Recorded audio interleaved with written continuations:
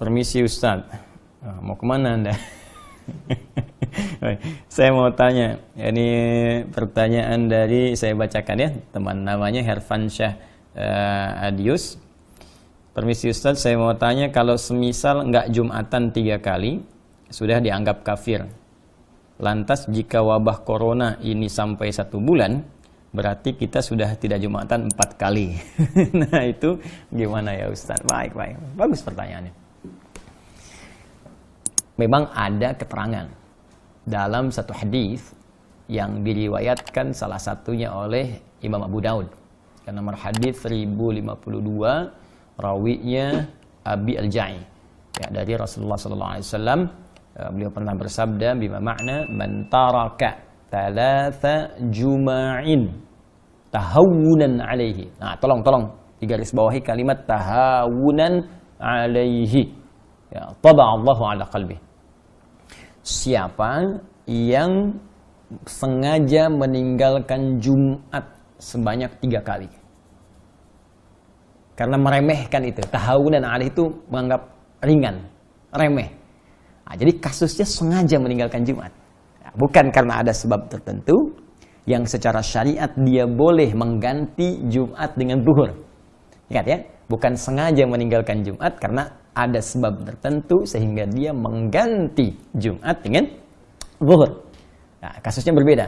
Maka di hadis ini dikatakan siapa yang sengaja meninggalkan Jumat sebanyak 3 kali karena meremehkan, menganggap ringan ibadah Jumat itu, maka taba'allahu ala qalbi. Allah akan menutup, memberikan cap kepada hatinya. Ya, taba'a sama dengan khatama. Ya, sama dengan Al-Baqarah ayat ke-7 itu ketika Allah mengatakan khatamallahu ala qulubihim wa ala sam'ihim wa ala absarihim ghishawa wa lahum adzabun azim. Maka diancam oleh Allah Subhanahu wa taala, hati-hati.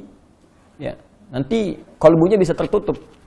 Ya, kalau kalbu tertutup, pada akhirnya sulit menerima informasi.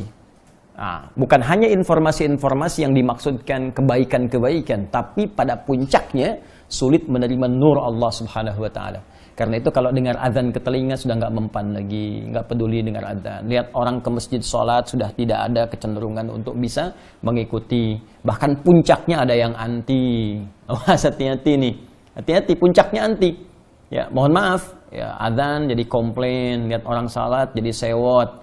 Nah, sekarang padahal ada tempat misalnya yang aman, ya boleh jadi tidak ada isu virus di situ, tiba-tiba ikut komentar tutup masjidnya misalnya.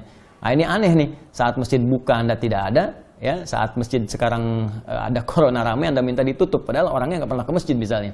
Nah, itu juga hal yang penting untuk kita dudukan dengan cara yang baik. Jadi yang dimaksud kondisi sekarang corona ini kondisi yang berbeda yang dimaksudkan hadis yang tadi. Ya, karena itu penting kita mengkaji secara detail sehingga tidak salah paham atau pahamnya yang salah. Jelas ya? Nah, dalam konteks orang tidak bisa Jumat, nah, karena kekhawatiran diduga menyebarnya virus misalnya corona ini, ya apalagi misalnya mohon maaf di masjid-masjid simpangan, jalan, ya atau sekarang seperti Istiqlal, kan? Atau masjid-masjid yang di pinggir jalan yang kita nggak tahu siapa jamaahnya, mungkin dia membawa virus dan sebagainya, maka ada kebijakan di masjid tersebut tidak diselenggarakan sholat Jumat dan jamaah kemudian diperkenankan mengganti dengan sholat zuhur. Bahkan telah keluar fatwa MUI terkait dengan persoalan ini. Maka di sini pernah saya sampaikan berlaku hadis Nabi. Ya, idza maridal 'abdu aw safar kutiba lahu mithla ma kana 'alaihi muqiman sahiha. Kalau seorang hamba punya uzur, bahkan uzurnya pun ya bisa sakit, bisa karena penyakit tertentu, bahkan kalaupun nggak ada penyakit, safar kata Nabi itu. Safar, perjalanan jauh. Ya, karena ada masyaqqah, kesulitan tertentu. Jadi ilat perjalanan itu, sebab perjalanan itu bisa karena panjangnya jadi lelah, atau bisa karena kedua masyaqqah, kesulitan dalam perjalanan itu yang menyebabkan ia tidak mampu mengerjakan rutinitasnya. Dia nggak bisa Jumat. Kemudian dia kerjakan zuhur. Bahkan dalam waktu bukan Jumat pun dia berangkat, misal saya ingin katakan saya tinggal di Bekasi ini. Ya, kemudian saya akan ke Bandung. Macetnya luar biasa. Macet. Saya sampai di kilometer 57, saya singgah di situ. Nah, situasi macet luar biasa, mungkin sampai ke Bandung maghrib gitu kan, sehingga tidak mendapati asar di tempatnya atau di jalannya. Maka saya jamak qashar. Ya, saya gabungkan zuhur dengan asar, saya persingkat jadi 2. Itu dalam situasi jamak qasar pun, kata Nabi, Anda mendapatkan pahala sempurna seperti Anda biasa kerjakan sebelumnya dalam rutin. Jadi kalau Anda biasa ke masjid, dapat pahala ke masjid. Ya, dapat pahala komplit. Bahkan kalau Jumat pun Anda nggak Jumatan, Anda kerjakan zuhur, pahalanya dapat senilai Jumat. Itu hadis. Nah, jadi ini pentingnya kita mengaji sehingga bisa menempatkan sesuatu sesuai dengan tempatnya. Jadi jangan sampai ada pembicaraan begini misal, lebih baik saya berjuang ke masjid kalau meninggal pun sedang syahid di masjid. Anda nggak bisa pastikan meninggal di mana. Ada poin. Hati-hati, kita nggak bisa pastikan. Jangan-jangan nanti Anda ke masjid meninggalnya di rumah.